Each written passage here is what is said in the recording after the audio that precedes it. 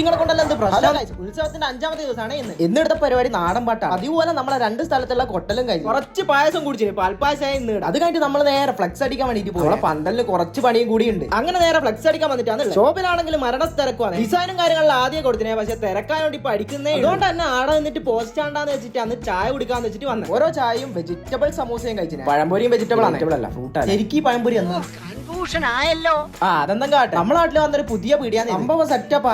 Light കടിയിലെ section വേറെ, main course ഇരുന്ന് കഴിക്കേണ്ട സ്ഥലം വേറെ, സെക്ഷൻ വേറെ. ഇതിൽ അടിപൊളിയാണ്. അത് കഴിഞ്ഞിട്ട് നേരെ നമ്മൾ ഫ്ലക്സ് അടിക്കുന്ന ഷോപ്പിലേക്ക് കഴിഞ്ഞില്ല. അതുകൊണ്ട് നേരെ തിരിച്ച് പരിപാടി സ്ഥലത്ത് വീട് എത്തുമ്പോഴൊക്കെ നാടൻ പാട്ടിൽ ഏകദേശം തുടങ്ങിനെ.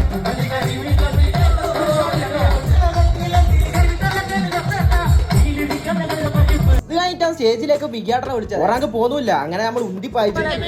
അങ്ങനെ ഓരെല്ലാം വിളിച്ചിട്ട് ലാസ്റ്റത്തെ പാട്ടും കൂടി പാടി. പിന്നെ ഒരു കാര്യം പറയാനുള്ളത് വെച്ച് കഴിഞ്ഞാൽ, എനിക്കെന്താ നമ്മളെ വീഡിയോ അങ്ങനെ ചെയ്തു ഇവർ അങ്ങനെ ആക്കിയെന്നൊന്നും പറഞ്ഞ എന്റെ അടുത്ത് പിള്ളേർക്ക് ഉണ്ടായി ഇങ്ങനത്തെ. അത് കഴിഞ്ഞിട്ട് പ്രശ്നം ഉണ്ടെങ്കിൽ കമന്റ് ബോക്സ് ബേക്കെന്ന് കുത്തി കൊടുക്കാണ്ട് നേരിട്ട് കമന്റ് ഇടും. നമുക്ക് നോക്കാലോ. നമുക്കും ചെറിയ പ്രശ്നം ഉണ്ട്. അറിയപ്പെടുന്ന ആളെ നമ്മളറിയില്ല. നമ്മൾ വേറെ ലോകത്തായോണ്ട് ഫുള്ള് കൺഫ്യൂഷൻ ആണ്. എല്ലാം വിട്ട് വയസ്സ് 27 പ്രായം എന്ന് പറയുന്ന ഒരു നമ്പർ അല്ല. അത് കഴിഞ്ഞിട്ട് നേരെ പോയി ഫ്ലക്സ് എടുത്തിട്ട് വന്നിട്ടുണ്ട്. നമ്മൾ അടിക്കാൻ പോകുന്ന ഫ്ലക്സിൽ ഒന്നാണ് ഇത്. രണ്ടാമത്തത് നിർഭാഗ്യവശാൽ ഇന്ന് നമുക്ക് ഫ്ലക്സ് അടിക്കാൻ പറ്റും. നാളെ അടിച്ചിട്ട് കാണിച്ചില്ല.